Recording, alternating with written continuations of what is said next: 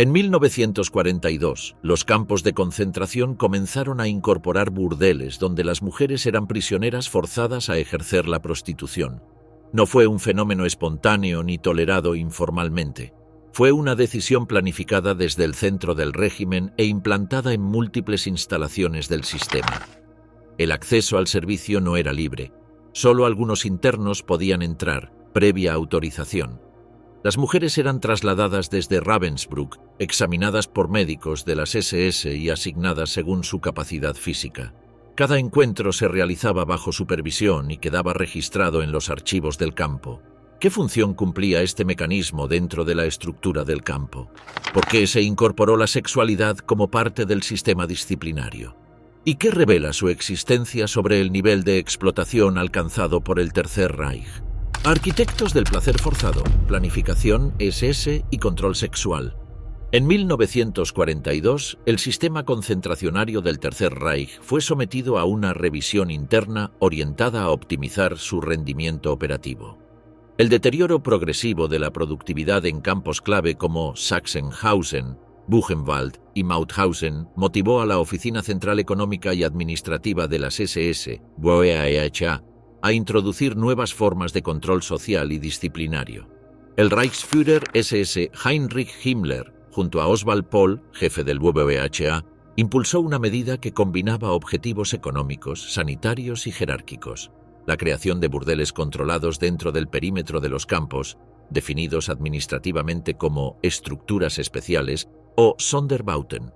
Esta directriz fue el resultado de discusiones técnicas sostenidas entre las secciones D y F del WEAHA, con participación adicional de la Oficina de Sanidad de las SS y del Departamento de Raza y Asentamiento. Su planificación no obedeció a reclamos aislados ni emergencias logísticas, sino a una intención estructurada de reorganizar la vida interna de los campos a través de mecanismos de gratificación selectiva. La justificación formal de la medida estaba respaldada por reportes periódicos elaborados por los oficiales de administración de los campos. Estos documentos señalaban un descenso constante en los índices de rendimiento laboral, acompañados por incidentes de indisciplina y la proliferación de relaciones homosexuales entre prisioneros. La homosexualidad no era considerada una desviación moral desde la perspectiva de la burocracia concentracionaria, sino un factor que comprometía el sistema jerárquico, generaba vínculos paralelos de lealtad entre internos y desestabilizaba la supervisión. En los análisis del WEAHA, la administración sexual debía alinearse con los mismos criterios técnicos que regulaban el uso de fuerza de trabajo, alimentación y espacio. La sexualidad fue, en consecuencia, formalmente incorporada al sistema de recursos del campo. El modelo diseñado por el WEAHA fue concebido para ser aplicable de forma uniforme en todos los campos considerados aptos para su implementación. El diseño físico de los Sonderbauten consistía en barracones segmentados con divisiones internas rudimentarias, puertas con control externo, ausencia de cerraduras interiores, iluminación artificial escasa y puntos de vigilancia pasiva desde pasillos laterales. Estas características no eran improvisadas ni dependían del criterio local del comandante, sino que provenían de planos estandarizados remitidos desde Berlín. Se preveía que cada compartimento pudiera ser utilizado de forma sucesiva por distintos usuarios en lapsos estrictamente regulados, optimizando el tiempo disponible y permitiendo control directo sobre la duración del encuentro. La planificación espacial debía contemplar también su ubicación dentro del campo.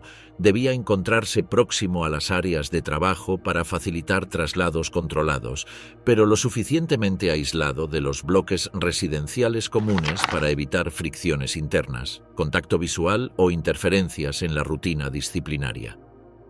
La selección del personal femenino destinado a estos espacios fue encargada al campo de Ravensbrück, que ya operaba como centro concentracionario exclusivo para mujeres desde 1939. Las órdenes emitidas por el WEAHA especificaban que las prisioneras debían cumplir con una serie de condiciones físicas y sanitarias determinadas por personal médico de las SS.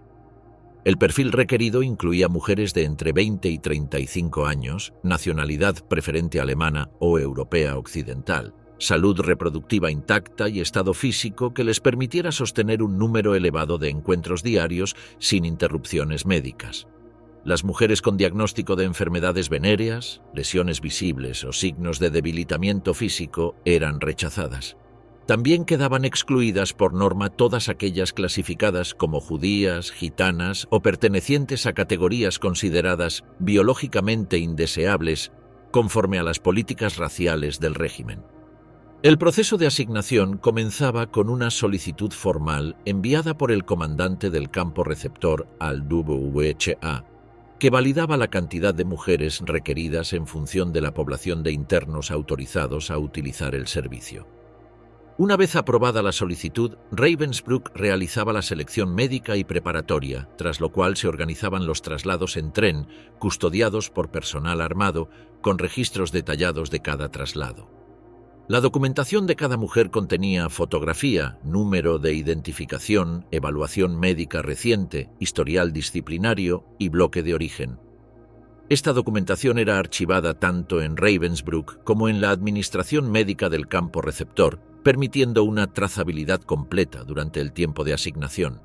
Los hombres autorizados a utilizar el burdel eran prisioneros funcionales, jefes de bloque, supervisores de trabajo o individuos premiados por rendimiento excepcional. El acceso se limitaba por criterios productivos y raciales. Cada campo disponía de un sistema de control que validaba la autorización de cada usuario mediante fichas registradas, validadas previamente por los administradores de bloque y revisadas por personal de custodia en el ingreso al Sonderbau. El tiempo permitido por encuentro era de 15 minutos, sin posibilidad de extensión ni repetición diaria. Cada entrada y salida era registrada con hora exacta, número de identificación del prisionero y nombre de la prisionera asignada, generando informes diarios remitidos a la Administración Central del Campo y posteriormente al WHA. En paralelo al control físico y sanitario de los burdeles, se estableció un sistema de observación estadística destinado a evaluar el impacto operativo de la medida. Los comandantes debían reportar mensualmente los efectos detectados en la productividad laboral de los internos con acceso regular al servicio, la frecuencia de enfermedades de transmisión sexual detectadas en las mujeres y los incidentes disciplinarios vinculados directa o indirectamente al funcionamiento del burdel. Estos informes eran comparados por la Oficina D del WHA para determinar variaciones en el rendimiento entre campos con y sin Sonderbau, con el objetivo de ajustar protocolos y evaluar la viabilidad de su expansión. A nivel administrativo, el sistema de burdeles fue concebido como parte de la misma estructura técnica que regulaba el trabajo forzado, el castigo, la alimentación y la gestión médica. No existía en su funcionamiento ningún componente que se desmarcara de la lógica burocrática que regía el aparato concentracionario. El cuerpo humano era tratado como unidad productiva fragmentada. Su fuerza de trabajo era medida, su capacidad reproductiva era vigilada, su conducta sexual era canalizada y sus vínculos emocionales eran interrumpidos mediante aislamiento, separación y vigilancia. Los espacios destinados al burdel estaban construidos con materiales idénticos a los barracones, la ropa de cama era numerada y rotada según el calendario de uso, y el mobiliario era el mínimo indispensable para permitir un uso rápido, mecánico y repetitivo. El programa fue monitoreado en cada una de sus fases por diferentes departamentos de las ESS. La Oficina de Sanidad supervisaba el estado de salud de las mujeres asignadas, con revisiones semanales para detectar infecciones. El Departamento de Raza y Asentamiento revisaba los perfiles raciales y médicos de las seleccionadas y confirmaba su compatibilidad con las políticas eugenésicas en curso. El WHA coordinaba los recursos asignados a cada instalación, procesaba los informes mensuales de rendimiento y proponía ajustes en las cuotas de asignación y rotación. Esta estructura vertical garantizaba que cada Sonderbau funcionara con precisión operativa, sin margen para la improvisación ni autonomía local. La documentación existente demuestra que el sistema fue ejecutado con el mismo nivel de escrutinio que otras operaciones centrales del Reich. Formularios impresos, listas de transporte, partes médicos y hojas de evaluación de productividad fueron archivados en duplicado en las oficinas de los campos y en los archivos centrales del WHA. Esta trazabilidad operativa permitió mantener control sobre la circulación, utilización y rendimiento de las prisioneras involucradas, así como registrar de forma detallada el impacto disciplinario y económico del proyecto. No existe en los documentos conocidos ninguna indicación de que el programa haya sido improvisado o fruto de decisiones autónomas en los campos. Todo indica que fue concebido desde el inicio como componente estable del sistema concentracionario, al mismo nivel que las canteras, los talleres o los bloques de castigo. La creación de burdeles en los campos no representó una excepción administrativa, sino una expansión racional de los principios que gobernaban el conjunto del aparato represivo nazi. Su función fue estructural: reducir la tensión interna, incrementar la eficiencia, castigar la desviación y recompensar la obediencia. La sexualidad quedó reducida a una variable gestionable, alineada con los objetivos de control y explotación que definieron la arquitectura del sistema. A mediados de 1942, el campo de Mauthausen en Alta Austria fue designado como punto inicial para la implementación del primer burdel del sistema concentracionario nazi. Esta selección no fue aleatoria ni resultado de urgencias locales, sino una decisión basada en lógicas institucionales. Mauthausen, operativo desde 1938 y caracterizado por condiciones de extrema severidad, servía como espacio de experimentación administrativa debido a su elevada carga laboral, su composición interna controlada y su proximidad logística a Linz, donde operaban unidades clave del DVOHA. La dureza de su régimen, centrado en el trabajo forzado en canteras de granito, lo convertía en escenario óptimo para evaluar nuevas medidas disciplinarias bajo condiciones extremas de explotación. La construcción del Sonderbau fue ejecutada por el Departamento Técnico del Campo conforme a planos estandarizados enviados por Berlín. Se asignó un barracón ubicado junto a las zonas de trabajo pero aislado de los bloques de alojamiento, cumpliendo así los requisitos de accesibilidad controlada y segregación funcional.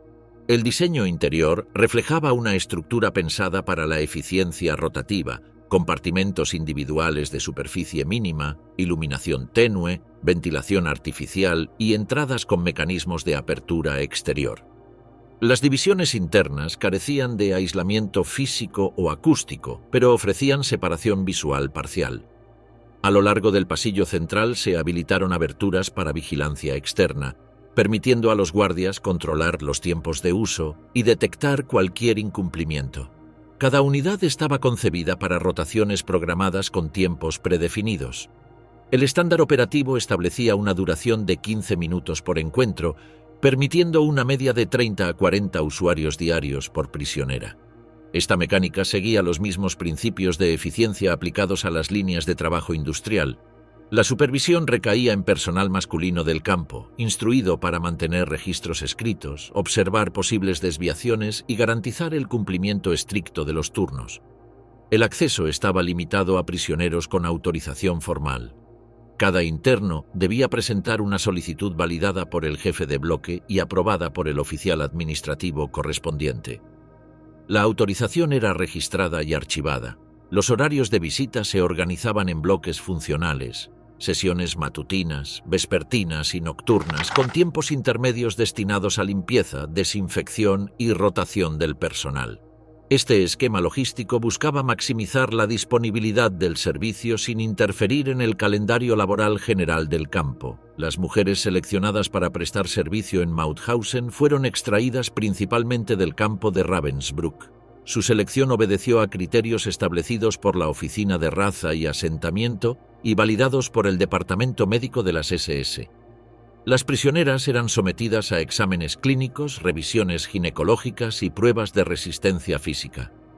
Los perfiles priorizados eran mujeres entre 20 y 35 años, con antecedentes disciplinarios bajos, origen étnico aceptado y capacidad corporal adecuada para soportar rotaciones intensivas. Las exclusiones se aplicaban sistemáticamente a mujeres judías, gitanas o consideradas racialmente inadecuadas. Una vez aprobadas, las seleccionadas eran sometidas a un procedimiento preparatorio que incluía baños con soluciones químicas, exposición a luz artificial, alimentación calórica reforzada y aplicación de productos cosméticos estándar. Todo este tratamiento era registrado y justificado como protocolo higiénico preventivo. Una vez en Mauthausen, las mujeres eran sometidas a una inspección médica final y clasificadas según su capacidad operativa. Aquellas que no cumplían las expectativas eran devueltas a Ravensbrück o reasignadas a secciones de trabajo forzado. Las asignadas al Sonderbau eran registradas con código interno y monitoreadas semanalmente por personal sanitario. La carga operativa se calculaba en función de la densidad del campo y la demanda proyectada, entre 6 y 10 usuarios diarios por mujer, en jornadas divididas en franjas horarias. La supervisión incluía también el control de tiempo de servicio, rotación del personal y seguimiento médico básico. La autorización de uso estaba limitada a un conjunto de entre 300 y 500 prisioneros semanales, cuya selección era revisada periódicamente por los jefes de bloque. El servicio era formalmente regulado por un sistema de fichas y documentos internos, y el acceso era monitoreado en puntos fijos de control. La vigilancia estaba a cargo de una unidad SS designada exclusivamente para esa función, que incluía oficiales, sanitarios y auxiliares administrativos. Se mantenían hojas de registro con los horarios exactos de ingreso y salida, identificación de usuario y observaciones disciplinarias, si las hubiera. Las prisioneras eran sometidas a revisiones médicas semanales con énfasis en la detección de infecciones venéreas. Aquellas que presentaban síntomas eran aisladas del servicio, tratadas de forma básica y posteriormente devueltas al campo de origen o reasignadas según disponibilidad. La rotación del personal femenino se efectuaba cada 4 a 6 semanas. Esta práctica buscaba mantener el rendimiento operativo, evitar deterioro físico irreversible y facilitar la implementación de evaluaciones comparativas. Los primeros informes elaborados por la administración de Mauthausen y enviados al VHA indicaban una mejora en el rendimiento laboral de los usuarios frecuentes del Sonderbau. Las estadísticas mostraban reducción en conflictos internos, menos reportes de agresiones y una disminución documentada en relaciones homosexuales, categorizadas como desviación funcional por los oficiales del campo. Estos datos fueron interpretados por el WHA como éxito inicial del programa piloto, lo que derivó en solicitudes de replicación inmediata en otros campos. El caso Mauthausen fue considerado por la cúpula administrativa como prueba operativa concluyente. La documentación generada durante los primeros 3 meses de funcionamiento fue utilizada como referencia en circulares internas para planificar la instalación de Sonderbauten en Buchenwald, Flossenbürg y Sachsenhausen. Se replicaron planos, listas de materiales, formatos de registro y protocolos médicos. La experiencia inicial sirvió también para ajustar la duración de los turnos, la frecuencia de rotaciones y los límites de carga para cada mujer. Mauthausen fue, en consecuencia, el punto de partida de una política sistemática. No fue una excepción operativa ni una medida local, sino el ensayo de un modelo institucional replicable. El Sonderbau instalado en sus instalaciones funcionó como laboratorio funcional, cuyas variables eran analizadas, documentadas y comparadas con objetivos definidos desde el centro administrativo de las SS. La sexualidad, gestionada como variable disciplinaria, fue tratada con la misma lógica de eficiencia que el trabajo, el castigo y la alimentación. La experiencia de Mauthausen no solo validó el modelo, sino que lo legitimó como parte estable del aparato concentracionario nazi. Expansión del modelo 10 campos con burdeles. Tras la evaluación favorable de los resultados obtenidos en Mauthausen, la dirección del VHA inició una fase de replicación institucional del modelo de burdel, esta vez a escala interregional. A partir de 1943, con la aprobación expresa de Himmler y bajo supervisión directa de Oswald Pohl, se ordenó la instalación sistemática de Sonderbauten en los principales campos de concentración del Reich. La directiva se basó en criterios de uniformidad estructural, estandarización operativa y viabilidad logística, considerando variables como densidad poblacional, rendimiento productivo, perfil disciplinario y proximidad a nodos industriales. El despliegue se inició con Buchenwald, que inauguró su instalación en junio de 1943. Las unidades fueron adaptadas a la estructura edilicia preexistente, con ubicación cercana a los talleres de ensamblaje y rutas de acceso vigiladas. En Sachsenhausen, el Sonderbau fue establecido junto al edificio de la SS-Stab, lo que permitía una supervisión directa desde el centro administrativo del campo. En Flossenbürg se integró a las zonas limítrofes de la cantera de granito, maximizando el control sobre los obreros asignados a tareas de alto desgaste físico. Dachau incorporó el modelo en mayo de 1944 mediante la remodelación de un bloque ya existente, mientras que en Auschwitz se establecieron dos instalaciones, una en el Block 24, a de Auschwitz-Primero, y otra en Monowitz, junto a las plantas industriales de IG Farben. La expansión se completó con la activación de Sonderbauten en Gusen, Neuengamme, Natzweiler-Struthof, Mittelbau-Dora y Majdanek. Cada una de estas implementaciones respondió a solicitudes elevadas por los comandantes locales al BUEHA, justificadas por necesidades de control interno, problemas de indisciplina o exigencias de estabilización productiva.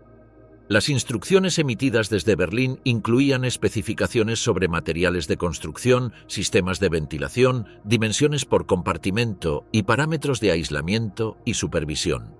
Se distribuyeron manuales de funcionamiento interno, con descripciones detalladas sobre rotación horaria, supervisión sanitaria, asignación de personal SS y formato de informes mensuales.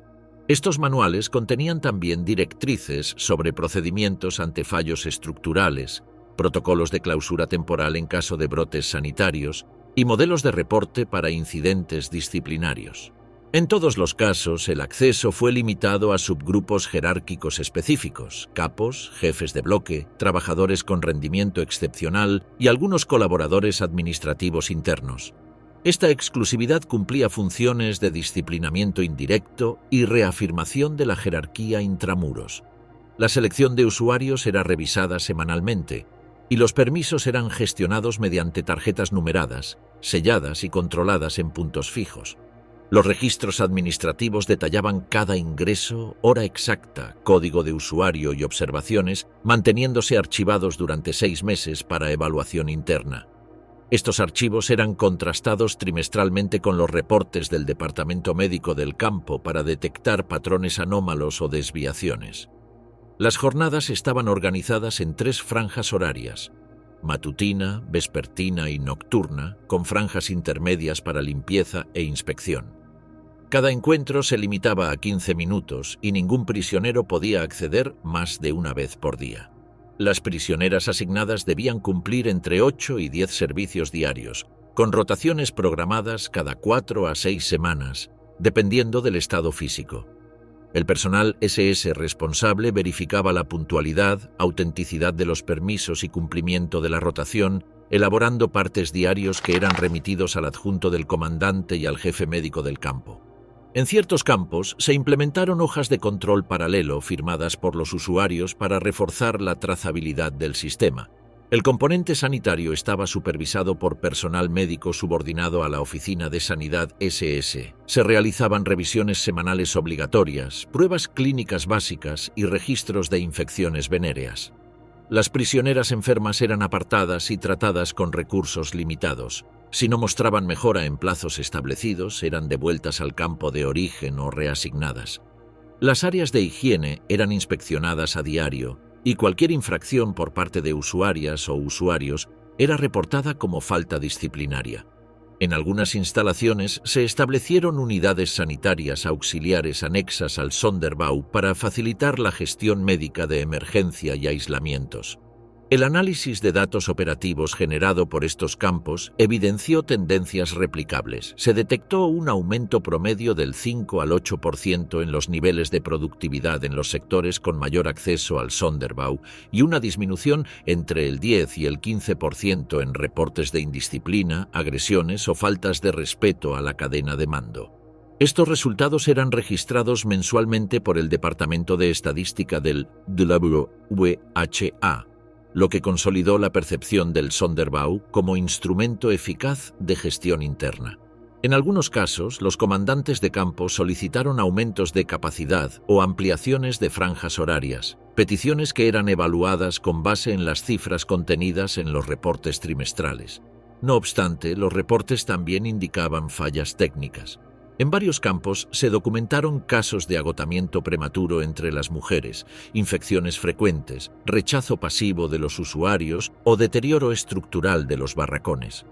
Como respuesta, el WHO emitió nuevas pautas para reducir la carga por prisionera, intensificar los controles médicos, mejorar la ventilación de las unidades y reforzar la disciplina del personal SS encargado de la vigilancia. En algunos casos se recortaron horarios de funcionamiento o se cerraron temporalmente las instalaciones para realizar ajustes. También se introdujeron registros de durabilidad estructural, con inspecciones bimensuales de los barracones para prevenir fallos de infraestructura que interrumpieran la operatividad. Además de su función disciplinaria, el Sonderbau comenzó a ser considerado también como un espacio de observación indirecta. Los oficiales responsables recopilaban información sobre comportamientos atípicos, reacciones emocionales de los prisioneros o peticiones no reglamentarias.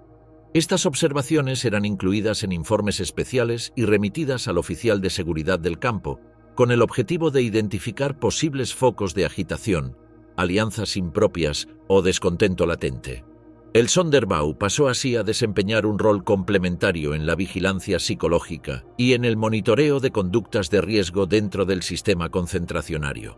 La extensión de Sonderbauten a 10 campos confirma que el programa fue una política institucional deliberada y no una respuesta espontánea a necesidades locales. Los manuales, listados, reportes estadísticos, informes médicos y comunicaciones entre comandancias locales y oficinas centrales demuestran la existencia de un dispositivo normalizado, con objetivos definidos, indicadores de rendimiento y protocolos de intervención. El burdel, integrado al aparato concentracionario, fue explotado con la misma racionalidad administrativa que el trabajo esclavo, la selección médica o la gestión de castigos. Su desarrollo en serie fue una extensión planificada de los principios estructurales del sistema, orientados al dominio total de la conducta, el cuerpo y la productividad bajo vigilancia permanente.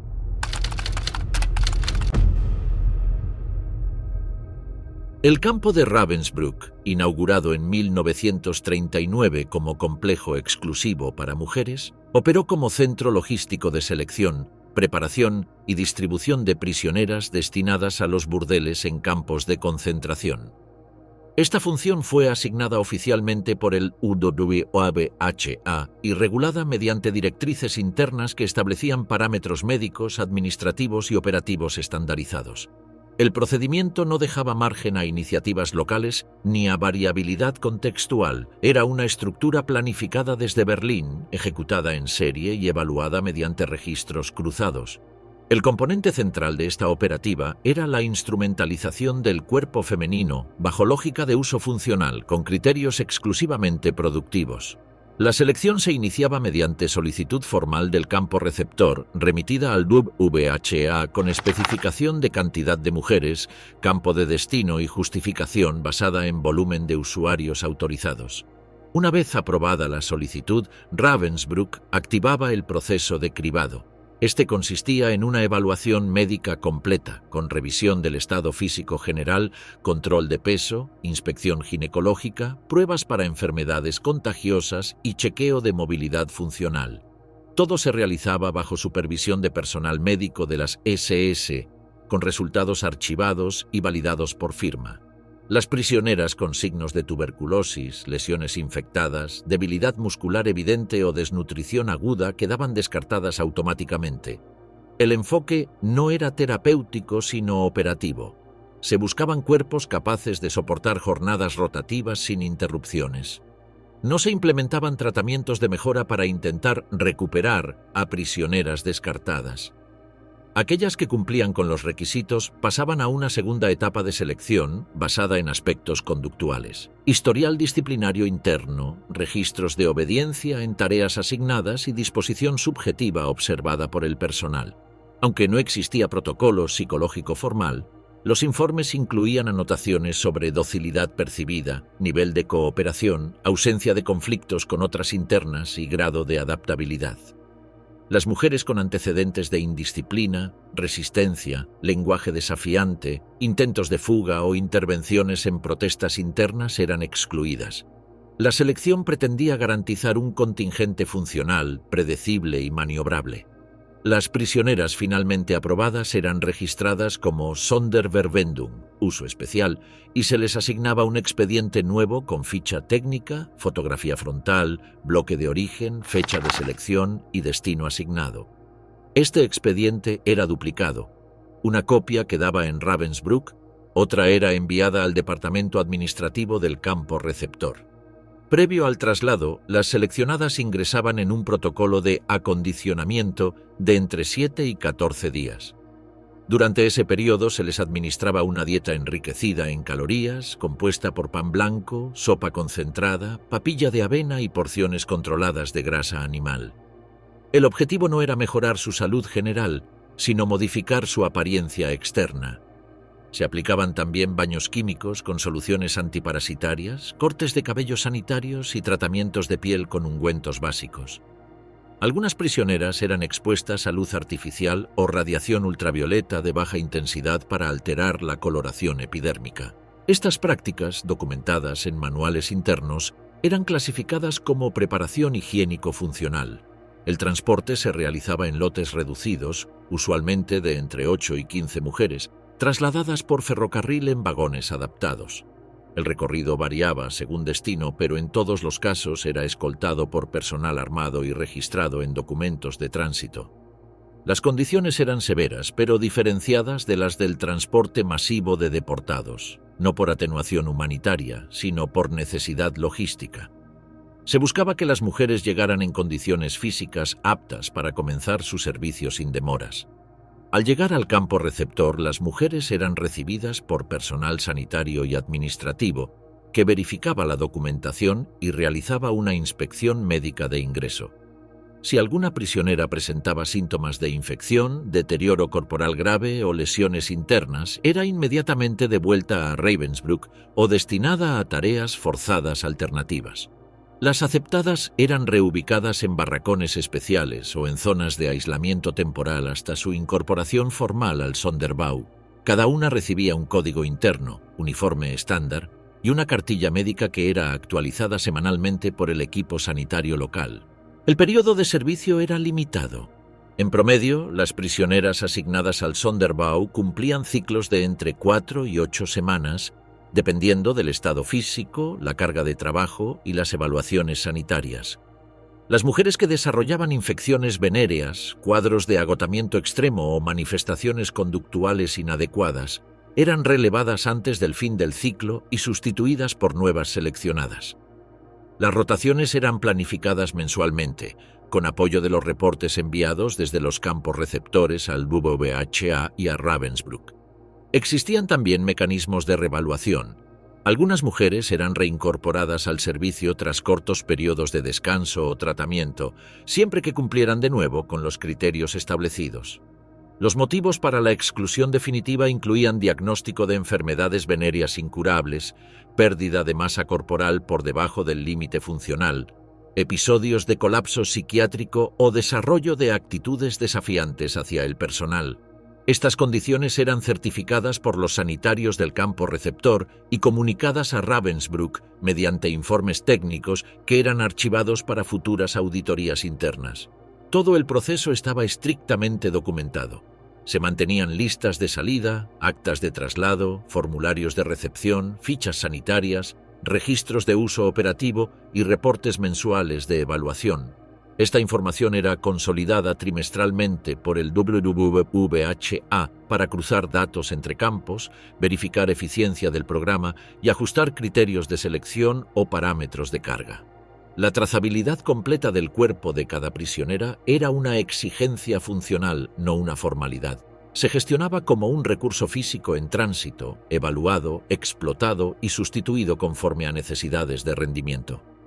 Este sistema de selección, traslado, uso, evaluación y retiro no contenía espacios para iniciativa individual ni modificación subjetiva. Cada fase del proceso estaba definida por el aparato administrativo central, con campos locales actuando como unidades ejecutoras. Las mujeres no tenían posibilidad de negarse, interceder o solicitar excepciones. Su función estaba determinada exclusivamente por criterios operativos impuestos desde la cúpula del sistema concentracionario. La asignación al Sonderbau no era percibida como mejora ni como castigo, sino como designación funcional bajo lógica de explotación biológica total. La existencia de un flujo regular de mujeres entre Ravensbrück y los campos receptores, coordinado por medio de solicitudes, inspecciones, expedientes duplicados y mecanismos de evaluación comparativa, demuestra que el uso de mujeres en burdeles de campos no fue marginal ni discrecional. Fue una operativa centralizada, documentada, sostenida por al menos 2 años consecutivos y vinculada a la lógica general de administración de cuerpos en el sistema nazi. Cada traslado, cada ciclo, cada baja y cada reincorporación eran piezas de una maquinaria diseñada para convertir al cuerpo femenino en una herramienta más de control, vigilancia y disciplina dentro del engranaje concentracionario. Matrices del Reich, reproducción controlada.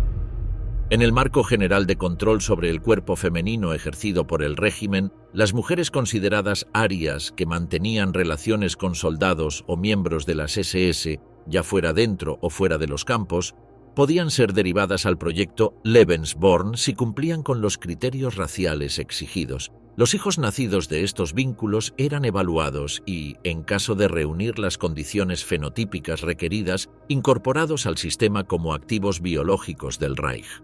Establecido oficialmente el 12 de diciembre de 1935 bajo patrocinio directo de Himmler, Lebensborn constituyó una política sistemática para fomentar natalidad entre mujeres consideradas racialmente valiosas según criterios biológicos nacionalsocialistas. El nombre Lebensborn, fuente de vida, reflejaba su objetivo central: aumentar la población aria pura mediante reproducción planificada de individuos que cumplían criterios específicos del ideal racial, piel clara, ojos claros, ascendencia germánica verificable y salud física óptima. El programa respondía a la preocupación por el descenso de natalidad entre población considerada genéticamente superior.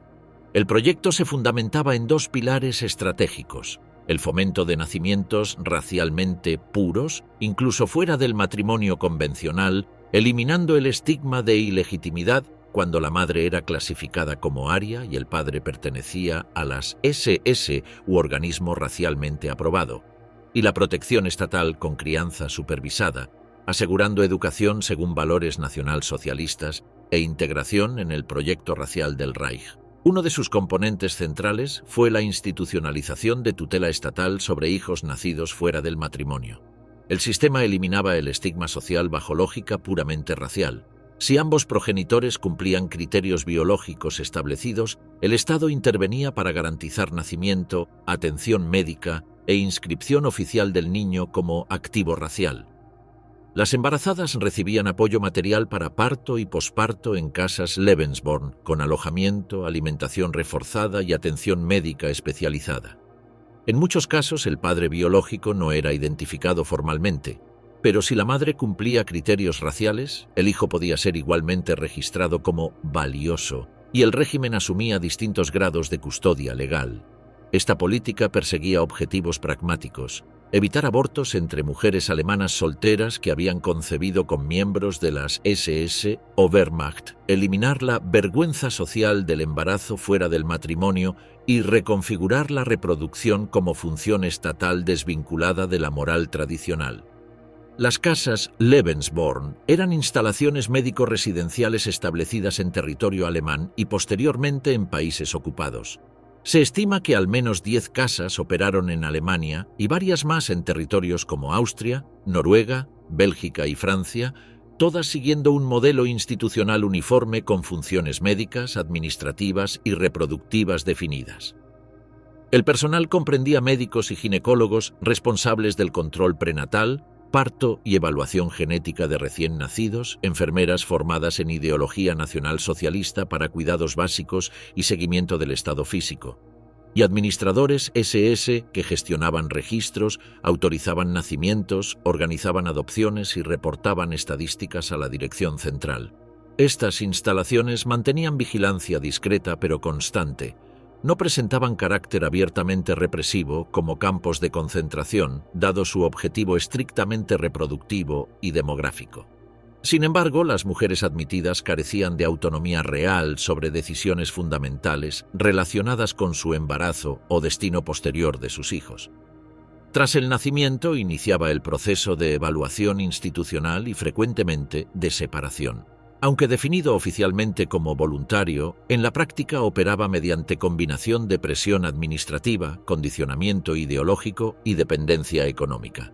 Las madres eran sistemáticamente inducidas a entregar a sus hijos para crianza estatal, bajo argumento de garantizar un futuro seguro y racialmente óptimo. Cada recién nacido era examinado siguiendo un protocolo estandarizado de evaluación fenotípica y médica, valorando meticulosamente color de piel, ojos y cabello, proporciones craneales y faciales, reacciones motoras y vitalidad, y ausencia de enfermedades congénitas o signos considerados de degeneración racial. Los niños que cumplían estos criterios eran registrados oficialmente y podían seguir dos rutas: ser criados en la propia institución bajo supervisión de personal especializado o ser entregados en adopción a familias alemanas certificadas, particularmente matrimonios sin hijos vinculados a las SS o al partido. En ambos casos, el Estado mantenía autoridad legal sobre aspectos fundamentales: identidad oficial, educación, lugar de crianza y eventual utilización dentro del aparato estatal. Si el recién nacido no cumplía los criterios raciales, podía ser separado y destinado a orfanatos comunes o instituciones médicas regulares. En casos documentados de diagnóstico de discapacidades o sospecha de degeneración hereditaria, algunos neonatos eran clasificados como no viables y eliminados mediante programas de eutanasia infantil, aunque estas prácticas se registraban de forma limitada. Las mujeres admitidas eran tratadas fundamentalmente como vehículos reproductivos. No se fomentaba su desarrollo personal más allá de su función maternal.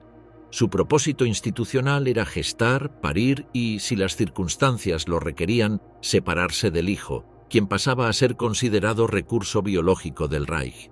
Esta lógica se aplicaba independientemente de la afiliación ideológica personal. El factor determinante era exclusivamente el valor genético percibido según parámetros raciales. La política promovía un modelo de maternidad racializada, donde el útero de la mujer aria era conceptualizado como instrumento estatal para producción de futuros soldados, líderes o colonos alemanes. Quienes entregaban varios hijos al Estado podían recibir reconocimientos como la Cruz de la Maternidad, Mutterkreuz, distinciones simbólicas o beneficios materiales limitados. En determinados contextos, la participación también ofrecía protección contra marginación tradicionalmente asociada a la maternidad fuera del matrimonio. El proyecto se expandió a territorios ocupados, especialmente Noruega, donde miles de mujeres fueron incorporadas tras concebir hijos de soldados alemanes. En países como Francia, Bélgica y Países Bajos funcionó como mecanismo de apropiación infantil y supresión de identidades nacionales. Frecuentemente, los niños eran trasladados a Alemania, rebautizados con nombres germánicos y criados como ciudadanos alemanes, eliminando deliberadamente los vínculos con su origen biológico. Lebensborn representó una forma institucionalizada de ingeniería biológica y control reproductivo estatal. Su estructura fue simultáneamente médica, administrativa y racial, sin espacio para vínculos afectivos autónomos o decisiones personales independientes. La mujer clasificada como aria quedaba reducida a su capacidad reproductiva y gestionada por un aparato burocrático que evaluaba, clasificaba y utilizaba a los niños según su potencial racial percibido. Cirujanos del horror, laboratorios en los campos de concentración.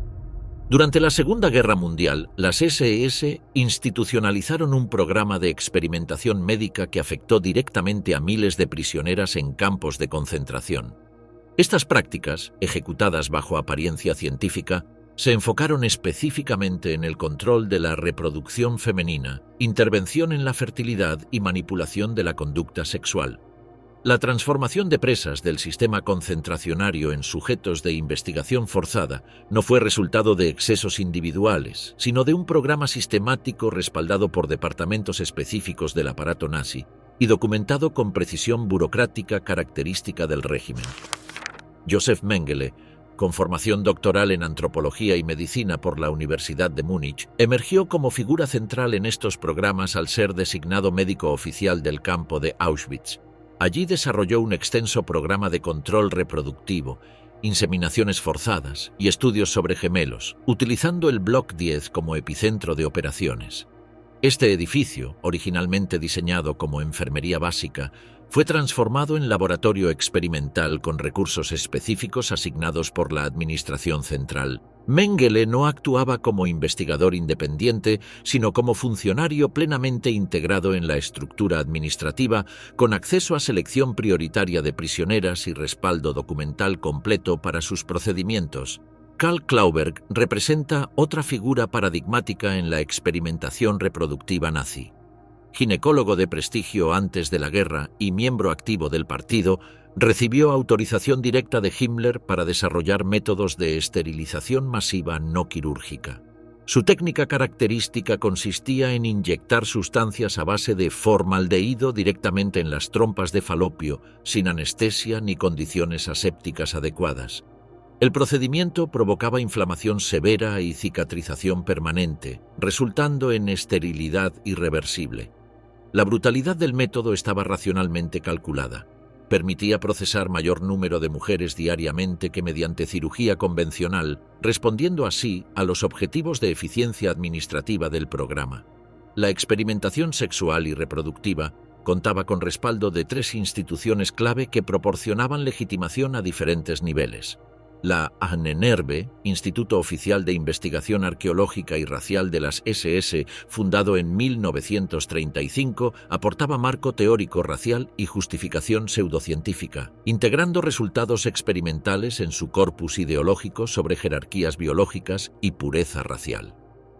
El Ministerio del Interior del Reich, encargado de políticas demográficas oficiales, facilitaba cobertura administrativa y legal definiendo poblaciones aptas e inaptas para reproducción según criterios raciales explícitos.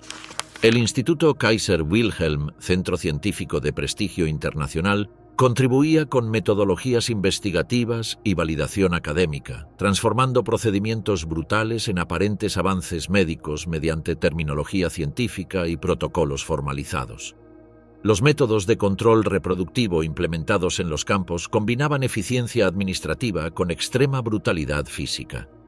Además de las inyecciones esterilizantes de Klauberg, se practicaban intervenciones quirúrgicas experimentales sin anestesia. Extirpaciones parciales o totales de ovarios, útero y trompas realizadas en condiciones sanitarias mínimas, frecuentemente por personal con formación médica limitada.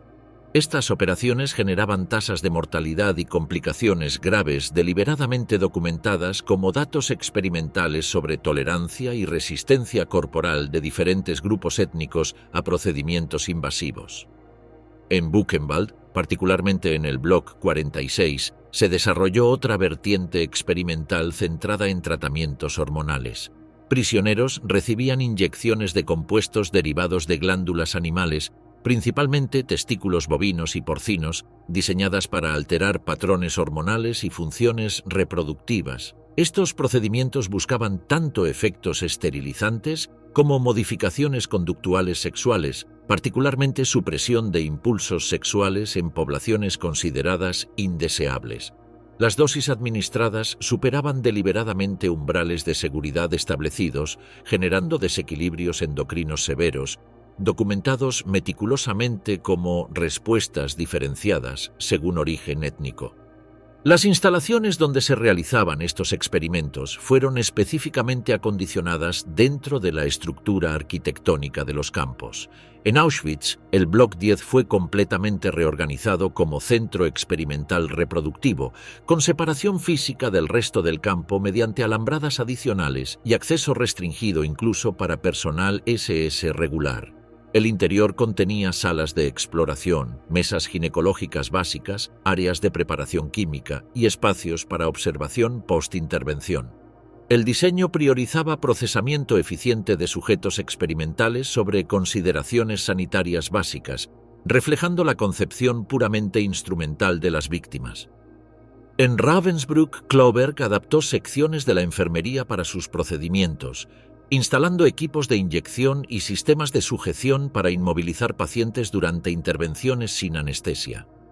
Las salas mantenían disposición que permitía procesamiento secuencial de múltiples mujeres, con áreas de recuperación mínimas donde se observaban y documentaban complicaciones post-procedimiento como datos experimentales adicionales. La arquitectura misma de estos espacios materializaba la visión mecanicista del cuerpo femenino como objeto experimental. Los objetivos del programa experimental estaban explícitamente documentados en comunicaciones internas entre departamentos. El propósito inmediato consistía en desarrollar métodos eficientes para eliminar capacidad reproductiva de poblaciones consideradas racialmente indeseables, judías, gitanas, eslavas, según criterios biológicos nazis. Más específicamente, se buscaban técnicas aplicables masivamente sin requerir instalaciones hospitalarias completas ni personal médico altamente especializado, permitiendo implementación en territorios ocupados con recursos limitados. Un objetivo secundario, pero significativo, era generar datos comparativos sobre diferencias raciales en respuesta a intervenciones reproductivas. Los médicos documentaban meticulosamente tiempos de recuperación, tasas de complicación y resistencia a procedimientos según origen étnico, construyendo bases pseudocientíficas para teorías de superioridad racial. Esta dimensión investigativa proporcionaba justificación académica para procedimientos que esencialmente constituían formas institucionalizadas de violencia sexual y reproductiva. El tercer objetivo, particularmente relevante en fases avanzadas del conflicto, era desarrollar métodos encubiertos de esterilización que pudieran aplicarse sin conocimiento de las víctimas. Kloberg trabajaba específicamente en sustancias que, añadidas a alimentos o agua, provocarían infertilidad sin síntomas inmediatos detectables, permitiendo implementación en poblaciones civiles de territorios ocupados como parte de políticas demográficas a largo plazo. Estas investigaciones revelaban la dimensión genocida del programa, concebido como herramienta para eliminación gradual de grupos étnicos mediante supresión de su capacidad reproductiva. La selección de sujetos experimentales seguía protocolos administrativos precisos. Personal médico SS visitaba regularmente bloques de prisioneras para identificar candidatas según criterios específicos. Edad reproductiva, generalmente entre 20 y 40 años. Condición física suficiente para sobrevivir procedimientos sin anestesia, ausencia de enfermedades infecciosas que pudieran contaminar resultados experimentales y pertenencia a grupos étnicos específicos requeridos para estudios comparativos. Las seleccionadas eran registradas con códigos especiales en documentación administrativa y transferidas a bloques experimentales mediante órdenes oficiales que raramente especificaban el verdadero propósito. Las víctimas generalmente desconocían la naturaleza real de los procedimientos. Se les comunicaba que recibirían tratamientos médicos regulares, revisiones ginecológicas o incluso falsas promesas de posible liberación tras participación en programas especiales. Esta desinformación deliberada cumplía doble propósito: reducir resistencia inicial y permitir evaluación de efectividad esterilizante sin conocimiento de las afectadas, validando así métodos potencialmente aplicables secretamente a poblaciones más amplias. La implementación práctica seguía secuencias estandarizadas. Tras selección inicial, las mujeres eran sometidas a exámenes físicos completos para documentar estado reproductivo previo a intervención. Seguían los procedimientos experimentales propiamente dichos, inyecciones, cirugías, tratamientos radiológicos o químicos, realizados sin consentimiento ni anestesia adecuada. Posteriormente, se implementaba monitoreo médico básico, no orientado al bienestar de la paciente, sino a documentación de efectos y complicaciones. Finalmente, tras periodos variables, semanas o meses, se realizaban exámenes confirmatorios para verificar esterilidad efectiva. La documentación generada era meticulosa y exhaustiva. Cada caso producía expediente individual con fotografías, medidas antropométricas, historial médico previo, descripción detallada del procedimiento aplicado, registro de complicaciones inmediatas y evaluación final de efectividad. Estos expedientes se archivaban centralmente, generando bases de datos comparativas sobre métodos y resultados. La precisión documental contrastaba dramáticamente con la brutalidad de los procedimientos, ejemplificando la coexistencia de racionalidad burocrática y deshumanización extrema característica del sistema nazi. El alcance cuantitativo exacto resulta difícil de establecer debido a la destrucción parcial de registros durante las fases finales de la guerra. No obstante, evidencias preservadas y testimonios posteriores permiten estimar que al menos 700 personas fueron sometidas directamente a estos procedimientos. En Auschwitz, los experimentos de Klauberg incluyeron cientos de mujeres. En Ravensbrück, la documentación indica más de 140 prisioneras transferidas con fines experimentales. En Buchenwald, decenas de prisioneros participaron en tratamientos hormonales. La tasa de mortalidad oscilaba entre el 15 y el 30%, aceptada institucionalmente como parte del proceso investigativo. Los fallecidos eran autopsiados para recolectar muestras adicionales y alimentar otras líneas de estudio. Las consecuencias físicas y psicológicas fueron devastadoras. Las supervivientes enfrentaron esterilidad irreversible, dolores crónicos, infecciones recurrentes y trastornos hormonales severos. Psicológicamente, la pérdida de capacidad reproductiva, los procedimientos realizados sin anestesia y el engaño sistemático generaron traumas profundos que perduraron décadas.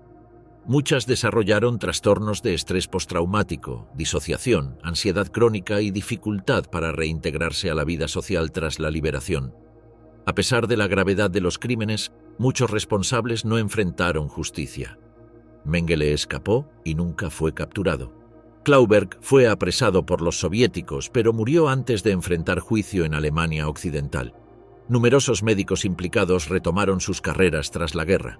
La magnitud de la impunidad resalta la necesidad de mantener viva la memoria histórica. Los experimentos reproductivos del Tercer Reich representan uno de los aspectos más oscuros del uso de la ciencia como instrumento de violencia. No fueron errores individuales ni excesos marginales. Fueron parte integral de una maquinaria estatal decidida a transformar la reproducción humana en una herramienta de control biopolítico. La documentación de estos hechos no solo honra a las víctimas, sino que constituye un recordatorio crucial de los peligros de permitir que la ciencia se subordine a ideologías genocidas.